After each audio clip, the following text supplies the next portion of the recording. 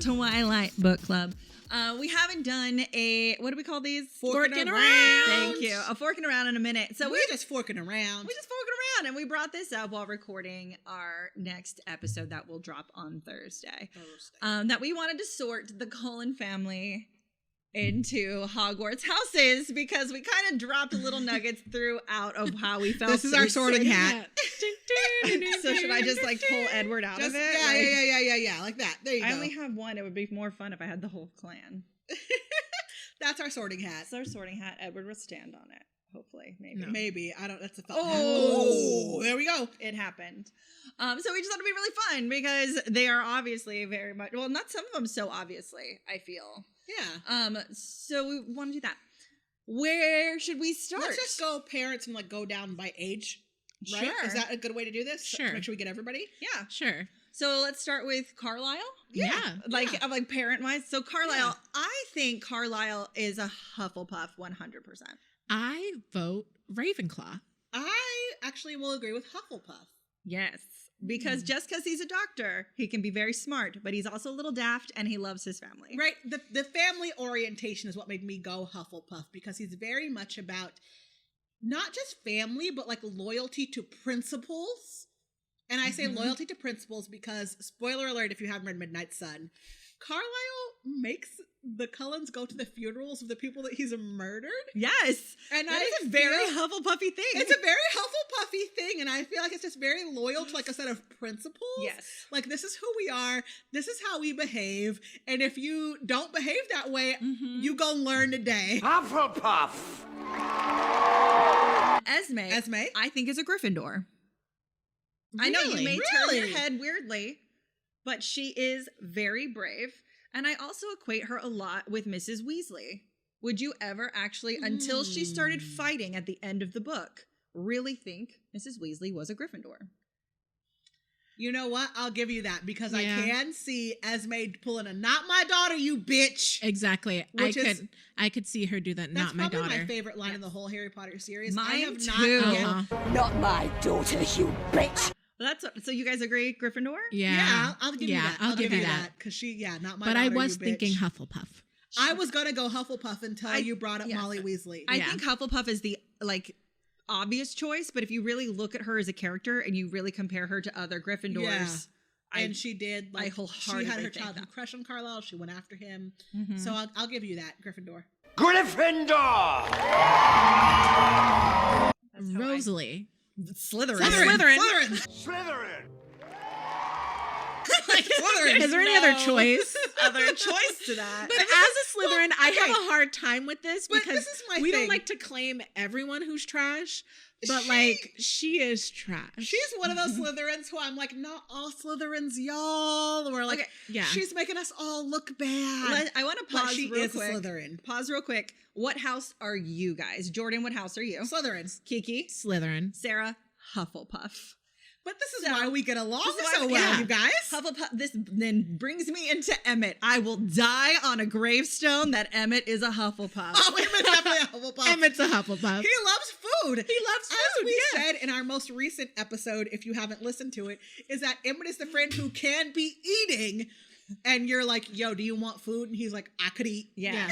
Well, I had this discussion with a couple other people, and they were like fighting me, saying, no, Emmett's a Gryffindor. No. He's got that mad Gryffindor energy. Edward. Edward's a Gryffindor. Okay, we'll get there. We'll get there. But yeah, I was like, why is he a Gryffindor? And they're like, well, I'm like, I get it. He's got mad frat boy energy. For sure. And I put most frat boys into Gryffindor. But he's like not that kind of frat boy. See, he's the guy who's getting high, eating food, who There's is Slytherins and Hufflepuffs, baby. Thank you. As a Greek woman who came up in the Greek system, like there's Slytherin and life. Hufflepuff. I pledged sorority in my third week of college. Like recruitment happened very early.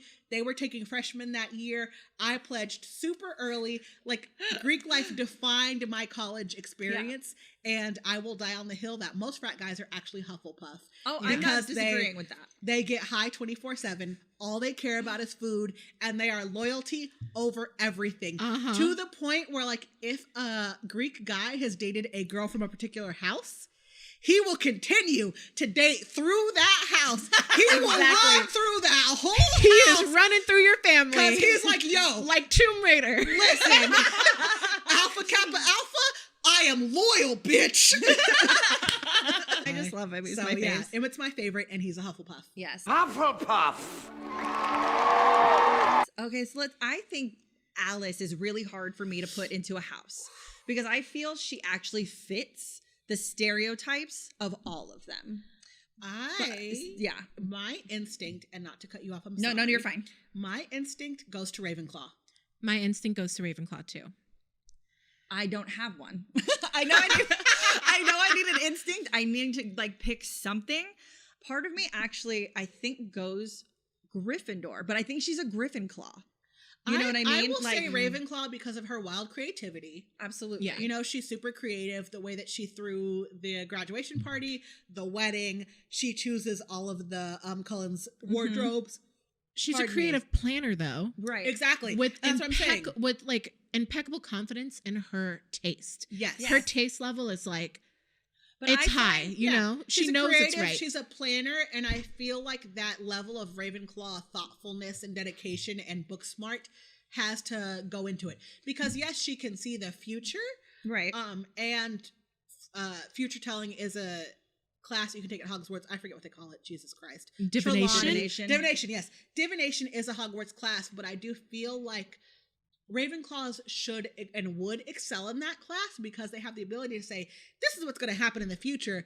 And also, here are the book smarts to back up why it's going to happen. Mm-hmm. Yeah, I feel like that's very much Alice. And these are the choices you're going to make that lead up to it. Exactly. I feel like that's very much Alice, where she's like, yo, Bella is going to become a vampire, and here's why. Here are all the choices you make. Here's all the book smarts to back it up. Very psychoanalyzing, too. Like, even though she does have this intuitive power where she can see ahead, she kind of like leads people to their choices and the conversation she has with them. Like, here's what you could do, but what do you want to do? You know? But everything that you're saying to me is also very much female Gryffindor energy, because you have to remember female Gryffindors and male Gryffindors are very, very different.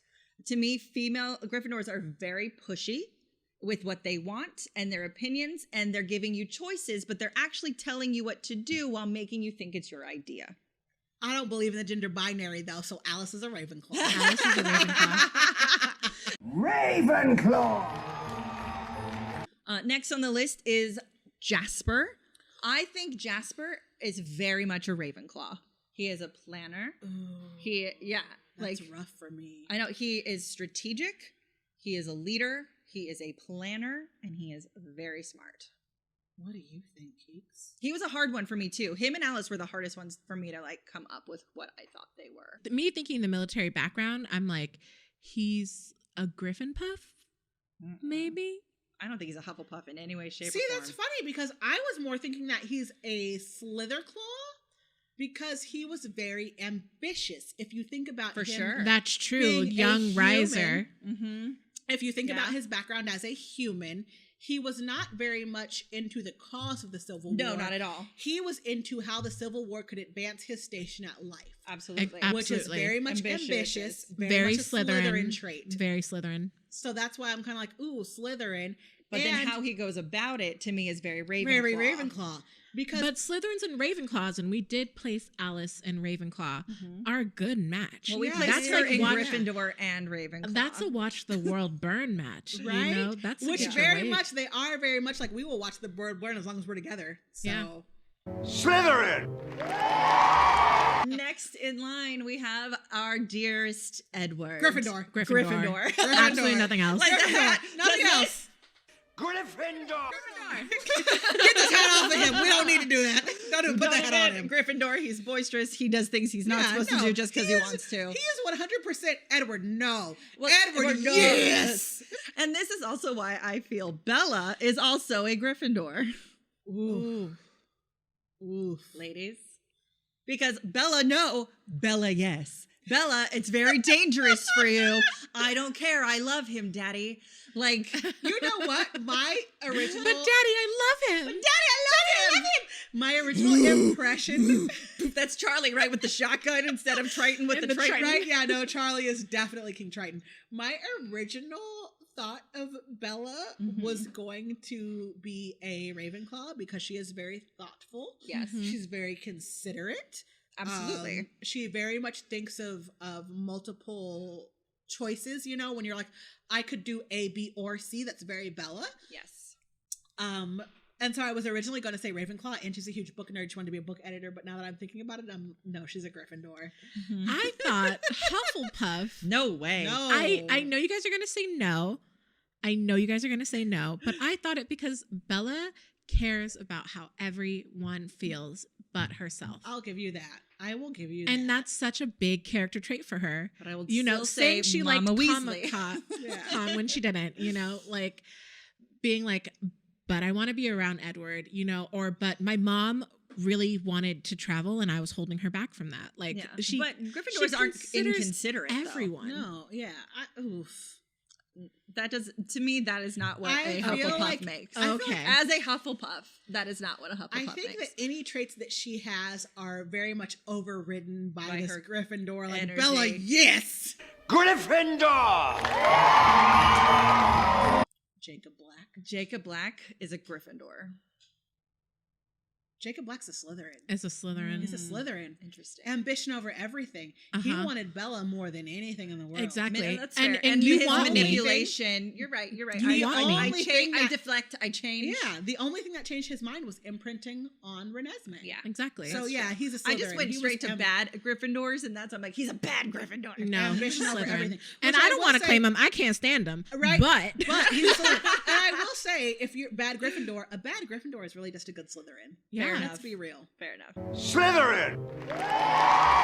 Can I throw in one more? I want to throw in two more. Okay. Charlie. That was one of mine. Yeah. But I actually don't know where to throw Charlie, but I kind of want to claim him. I want to say he's a Hufflepuff. I was going to say Charlie's a Hufflepuff. Charlie is a Hufflepuff. Super all about family and loyalty. we all agree with you. He's Charlie's a Hufflepuff. Loyalty. He's like, yo, I love you no matter what. Need to know. And that's why he's solidified as a Hufflepuff. Yeah. Facts. We're very much like, what you want, who we cutting today. I'll help you bury exactly. the body. I don't need to know anything else. Need to know. Need to know only. And his love is so strong for his kid. And you know, you have to think of the fact that they've been divorced since she was a baby. Yeah. Right. She spends summers with him, but it doesn't matter. He's like, that's my baby. Right. That's my baby. Ain't nobody gonna touch it. Ain't nobody gonna touch it. Hufflepuff! Who's your next last I have two actually. Okay, go I'm for it. sorry. I'm here for it. Let's do it. Renesme and Seth. Oh. Sethy Poo is a Our Hufflepuff. favorite character. I had to throw in Seth because Seth is our favorite character. Our Seth precious is definitely a angel. Hufflepuff. Seth only cares about food. Let's be real. Like when he was hanging out at Cullen's house, he's like, yo, these cinnamon rolls though. He cares about food, he cares about friends, and he's loyal to the Cullen. Yeah, exactly. And he's loyal to his tribe. Yeah, so he's like Hufflepuff for sure. Hufflepuff for sure. What was the other one? I'm sorry. Renesme. Renesme. We don't really know anything about her. I don't know enough I don't know her. enough. Both her parents are a Gryffindor, but she could buck the trend. Who knows? She could I was gonna say, well, like, because like with the touching and like, but we don't know. We don't really know a personality of hers. Maybe we'll know when we get this book that we don't want. Maybe. We're still gonna read it. We're still gonna read it. But we're still gonna read it, and we're still gonna podcast about it. But we don't want it. I want to throw one more in there since we did Sethy Poo. Let's talk Leah real quick. Ooh. I think she's a Slytherin. Girl. She is a Slytherin. Yeah.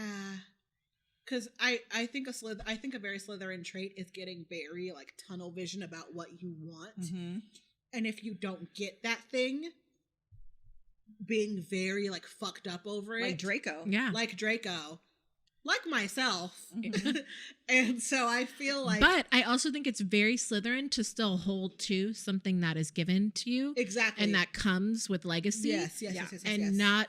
And as much as you don't like it, not shit on it, you know? So again, very much like Draco, where Draco at a certain point knew that the Dark Mark was not his thing. He knew that the rise of Voldemort was a bad thing for the whole world. Yes. But he was like, this is my family thing. This is what's been handed to me. I just gotta follow through with it. And deal with it. Yeah. So yeah, I think Leah, very Slytherin. Very Slytherin. Slytherin! Awesome. Listeners, if you agreed, if you disagreed, let us know. If you're on YouTube, let us know. Hit the like and subscribe. Hit the bell. Comments. all the good stuff that you're supposed to do. Thanks for forking around with us. Thanks for forking around. We'll see you later. Bye. Bye.